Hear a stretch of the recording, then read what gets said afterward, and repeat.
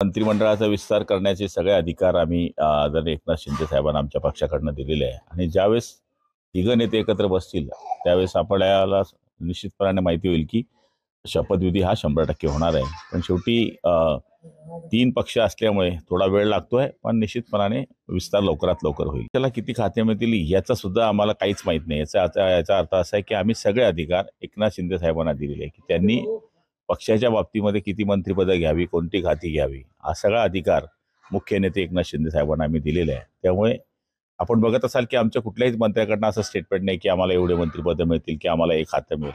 याचा अर्थ हाच आहे, आमची एक वाक्यता आहे, एकमेव नेता आणि एकच धारेने आम्ही या गोष्टी करतोय. शिंदे साहेबांना गृह खातं मिळावं याच्याकरता सगळ्याच मंत्री महोदयांनी किंवा आमदारांनी मागच्या काळामध्ये आणि आता सुद्धा आग्रह पकडलेला होता आणि आम्ही तो आग्रह अजूनही सोडलेला नाही. पण शेवटी जरी तो आम्ही आग्रह पकडला असला तरी तो सगळा निर्णय घेण्याचा अधिकार आम्ही शिंदे साहेबांना दिलेला आहे. मंत्रिपद कुठलं मिळेल, काय मिळेल, मी काय सांगतो की आम्ही कोणीच असं सांगायला गेलं नाही की आम्हाला मंत्री करा.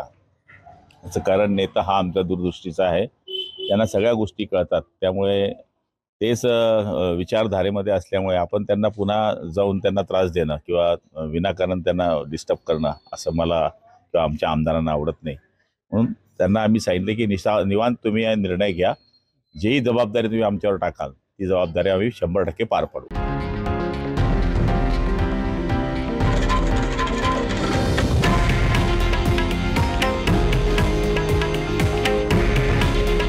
हे आहे देशातील नंबर 1 न्यूज नेटवर्क आणि आपण पाहत आहात TV9 मराठी.